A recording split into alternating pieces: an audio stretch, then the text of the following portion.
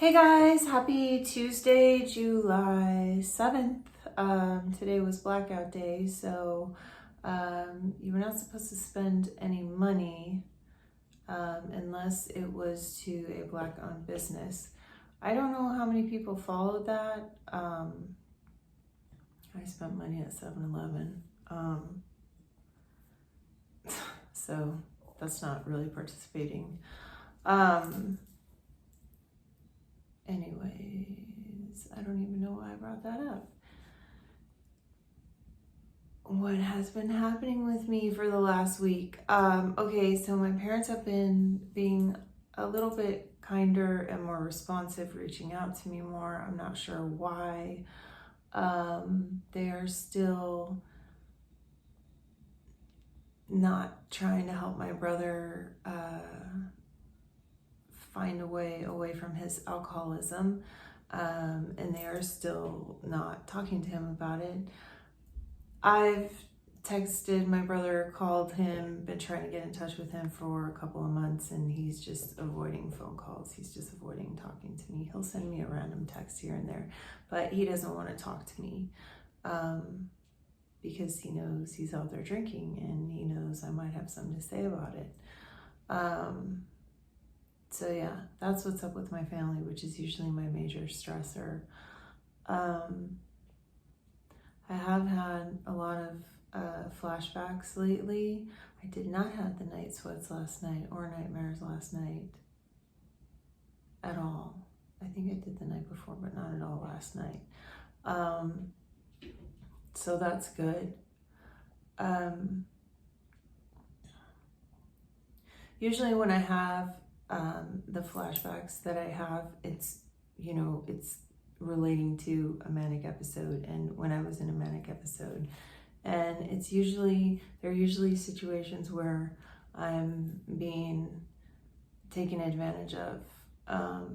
For example, I have this one really horrible flashback where I was in San Pedro and I had lost my key to my apartment or let someone use it, and I got locked out of my apartment that my husband had rented for me.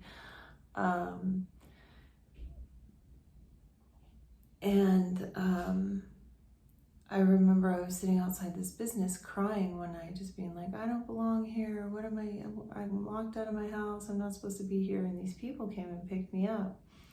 And this guy, just, basically took advantage of me that night.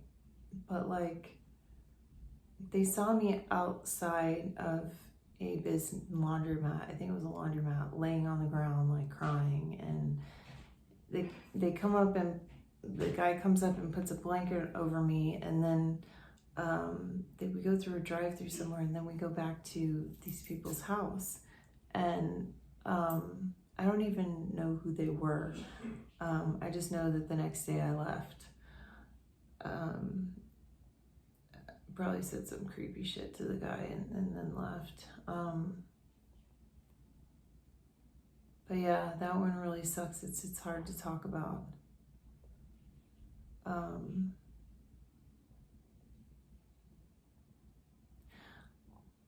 When I was in my severe manic episode, I thought that my husband was trying to kill me. I thought that everyone was against me, and I was unfaithful to my husband during that time.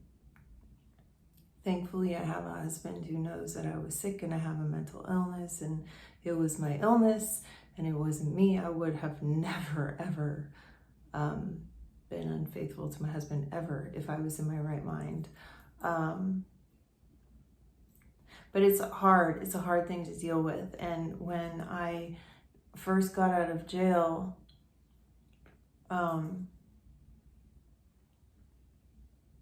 and I was going to group counseling, it was one of the things that came up a lot, how much I hurt my husband and how I don't feel like I deserve his love because of the things that I did when I was sick. But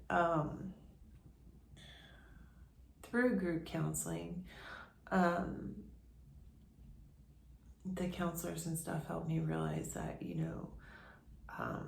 I am not my illness. I had no control over what was happening. My mind wasn't in my own control. And I can't keep beating myself up for things that I've done in the past when I was sick, because they weren't my fault. And yeah, unfortunately, there are a lot of people out there who don't understand that and think that when you are in a severe manic episode that you are just having a great big party. So my episodes are a little different than a lot of other people's, and I have bipolar 1 with psychotic features, mixed episodes. So when I have an episode, it's mixed, and I'm never happy, like flying off the wall. I'm usually like mad and angry and upset and confused and paranoid all at the same time. And so yeah, whenever I'm like that, my mind is I'm not in control. But yeah, I forget where I was going with that. But yeah, basically, being in a relationship with someone who's bipolar and they're not getting treatment can be devastating for the person in that relationship.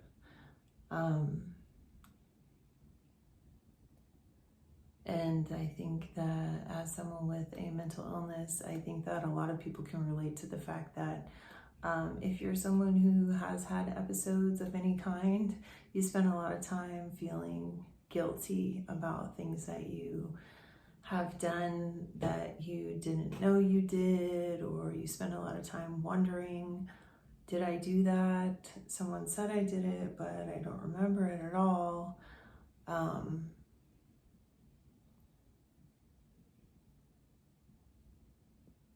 Yeah, a lot of blackouts and stuff like that. But anyway, I don't even know how I got on this subject. It wasn't what I intended to talk about today, but I really didn't have anything specific I wanted to talk about anyway. Today's the 7th of July. More people are dying from COVID.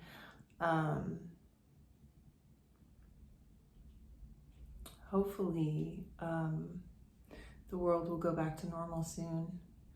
I